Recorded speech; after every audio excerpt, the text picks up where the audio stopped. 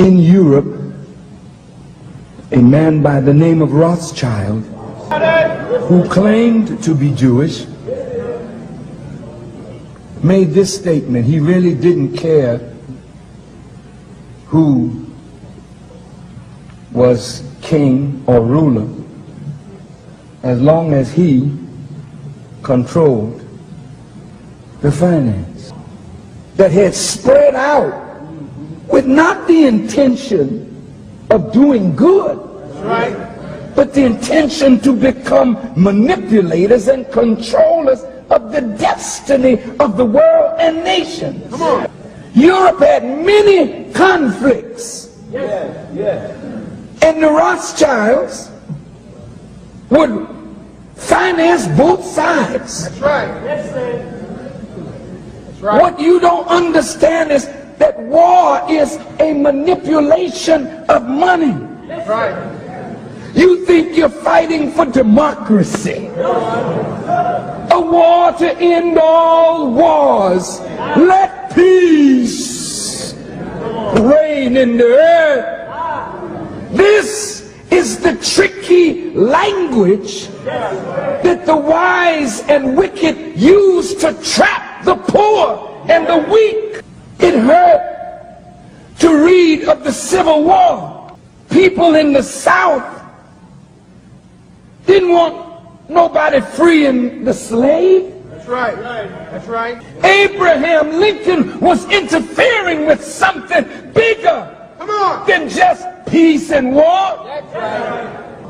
Rothschild, through his agents in America, financed the North and financed the South. Right.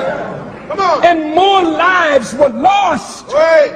of poor people who are idealists, thinking that they're fighting for these noble principles. And all at the same time, you're making the rich richer, but they're enriched at the price of your blood and the blood of your children and the blood of your children's children. Every time you had a leader that could speak to the masses, he was cut down.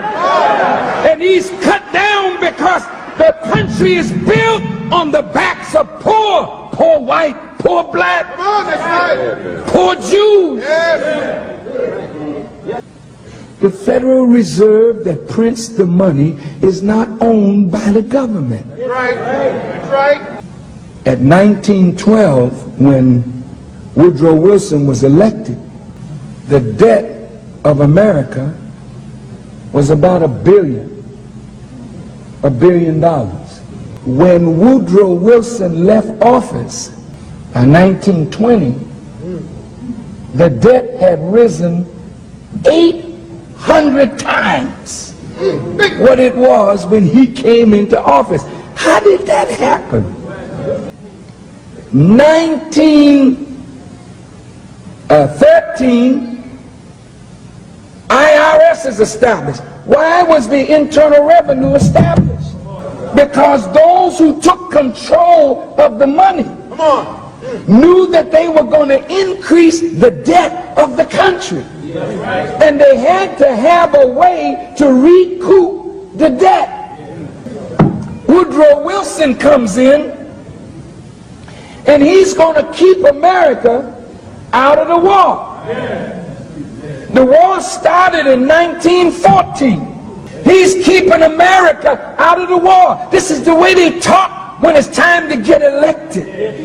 But the big boys behind the door, they knew that the only way to increase the debt was to somehow get America involved in the war that was raging in 1914. So through the manipulation of an incident with a ship called the Lusitania, America declared war on Germany. And in 1917, the American soldiers went to war in Europe.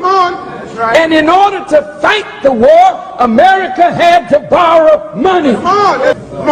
So who do you borrow money from? Come on. Who do you borrow? From those who print the treasury bonds. Think of it.